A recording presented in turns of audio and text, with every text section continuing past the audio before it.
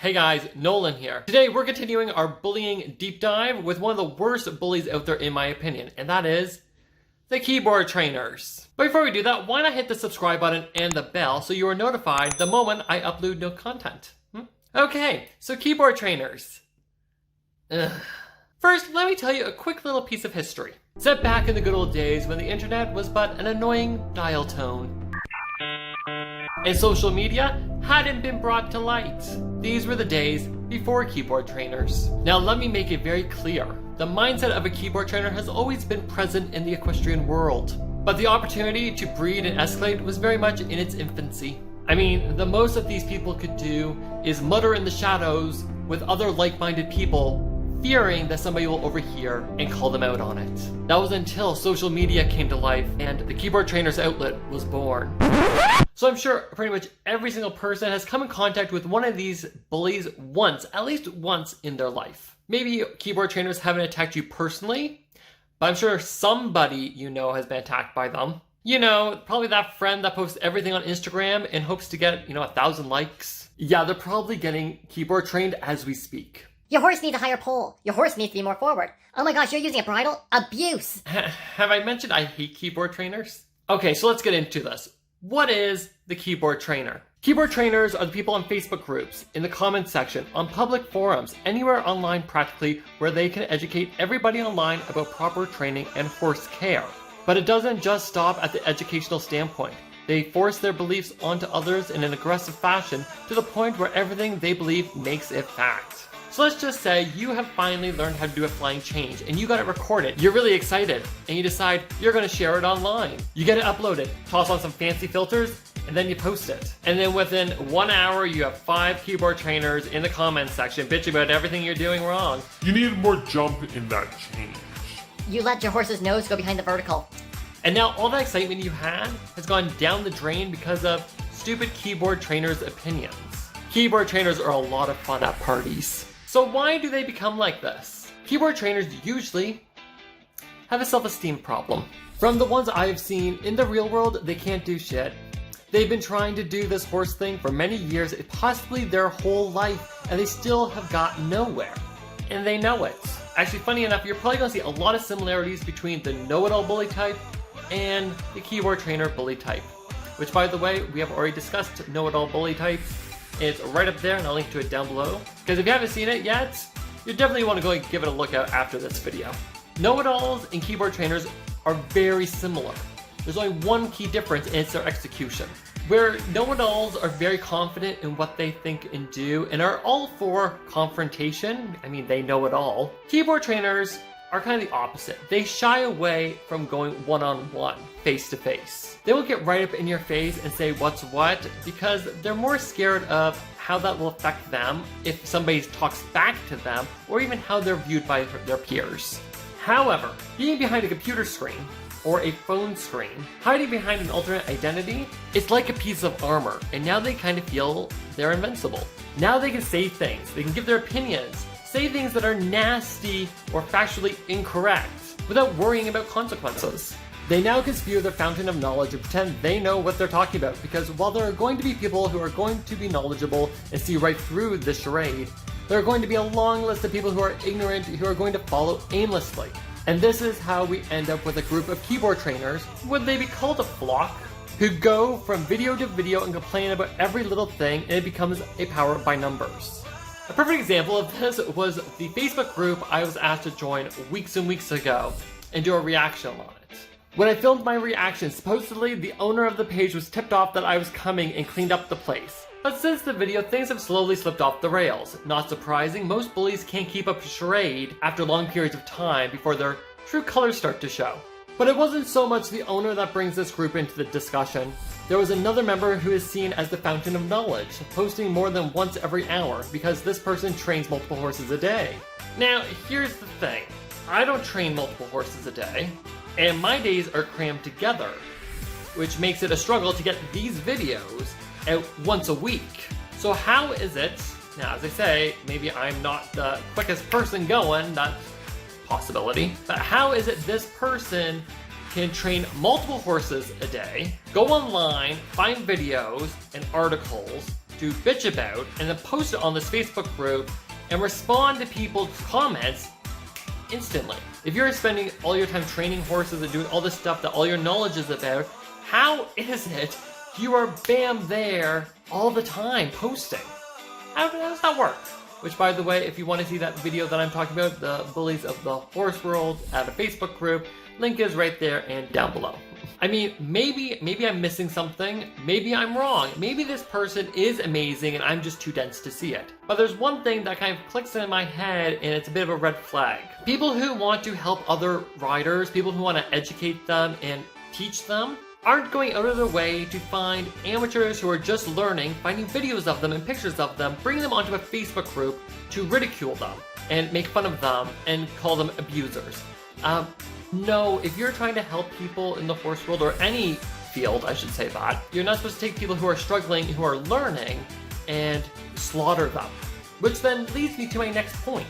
Keyboard trainers don't really understand the basics of training. And I'm not just talking about horse training here, I'm just talking about training in general. Learning things, how the human body takes information in and out. Because here's the thing, the first little bit when you're trying to learn something, you're going to suck. You're going to play with things, experiment, and try to feel things, and you're going to suck at it. And it's not going to be pretty, it's not going to be, oh, show quality, nothing. It's going to be pretty much like a toddler learning how to walk. That doesn't just go for horse training, that goes for any type of training. The first little bit that you do it is not going to be pretty. You need to play with it to get the feel for it, and now we have another living being, aka the horse, that you're trying to work with too, and they need to get the feeling for it.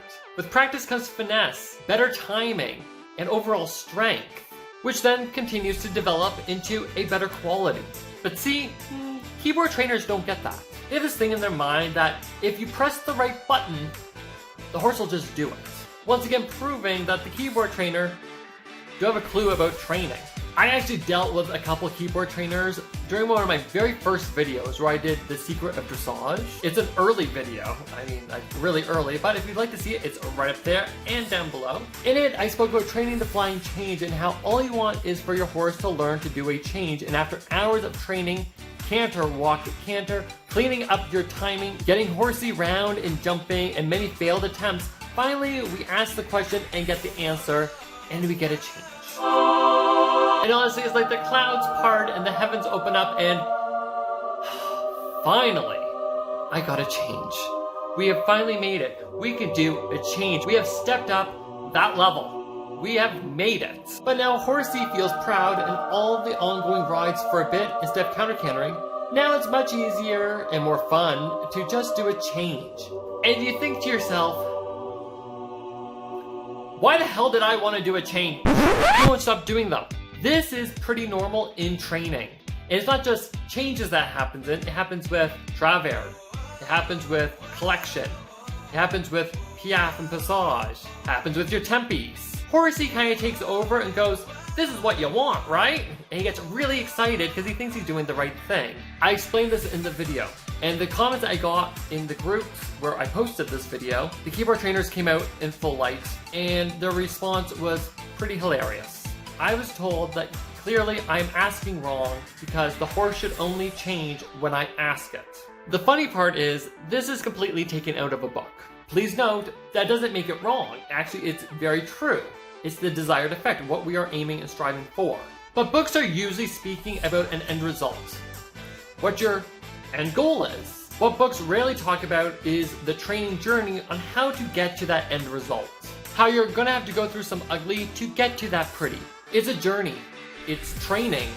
It's development. Keyboard trainers don't get that though. In their minds, you're either doing it perfectly or you're doing it wrong. There's no such thing as learning. And I think this is because of two things. First, keyboard trainers have never gone there themselves, so they don't understand the ups and downs of training. Their mentality on training is very narrow. They believe that training is this, when it's not. Training is very up and down, peaks and valleys. But how would they understand that when they've never done it themselves? As I said earlier, many keyboard trainers can't ride to save their lives, hence why they have such a social media presence. And the second thing is, because of these keyboard trainers, we start losing our training. Because of keyboard trainers saying what is right and wrong, we have now stopped training horses for what is correct and normal, aka not being perfect, and working on development of horse and rider. Now riders are working more on looking perfect for fear of being judged. And sadly, this mentality has a bigger effect on our horses because now our training is focused on what these idiots hiding behind screens think, not what our professionals have been trained to think. Okay, great Nolan, so how do we deal with the keyboard trainers? I have an idea about what many people are going to say. Something along the lines of, tell them to go piss off. And you know what? While that may work for some and many of the bully types, the keyboard trainers are a different kind. You have to remember, they're living in a world behind an identity, behind a computer screen with no consequences. So you tell them to piss off, they're going to come right back at you. While in the real world, they would fear confrontation and people talking back, or maybe even getting kicked out of a barn for causing disruptions, those consequences aren't present online. Remember, their computer screen is their armor, and if you decide to confront them, chances are they're going to snap back, usually with an article tagged on as an attempt to prove their point. Honestly, keyboard trainers love to post articles, but as I've said before in a previous video, and I'll say it again here, for every one article that is for this, there is another article that is for that. Okay, so what do we do? 3 words. Block, leave, or ignore. If they are pestering you on, say, Facebook, add them to your block list. They won't be able to see what you're doing, you won't be able to see what they're doing. Great, we're done here. If you are a part of a group, and the admin is condoning the bully, time to leave the group. Fun thing, I guess, about Facebook groups is there are multiple Facebook groups that are about the same thing. So if one ain't fixing your fancy, go to a different one. It's probably talking about the exact same thing. It's just run by a different person. Maybe this person put in better rules in regards to bullying. But what about things like Instagram where people don't have to follow you to see what you're doing? This is where the ignore has to come in. If you have a video or a photo up and people are complaining about it, best not to engage with them. Keyboard trainers, like many bullies, just want attention. Whether it's good or bad, they just want attention. And this is where you have to ignore them, because don't give in to giving them attention, even if it's good or bad, because you're probably not going to win. You have a life, you have good things in it. You aren't trolling the forums trying to start shit. But keyboard trainers, this is their life. Like I said earlier, with anything we train in life, at the beginning, we're going to suck. With practice comes finesse, better timing, and overall strength, which then will grow into a better quality. So while we practice to be better riders, to be softer riders, spend more time in that saddle, keyboard trainers practice being assholes. And that's pretty much everything I've got for you guys today. What did you think of today's video, and have you dealt with a keyboard trainer? Let me know down below. Or have you been name called? Embrace the names bullies have called you with some sassy attire from our new store. We've got lots of snazzy designs that will fit anybody's attitude. Link is in the description. And if you enjoyed this video, why not give it a thumbs up? As I've said before, and I will say it again, it's a little thing but really does go a long way. And if you haven't already, why not hit the subscribe button and join the Little Cruiser Guild yourself. We have new videos up every week for your entertainment, but also to make this horse world make a bit more sense. And that's pretty much everything I've got for you guys today. Alright, thank you so much for watching. I am Nolan M Cruz. I'll talk to you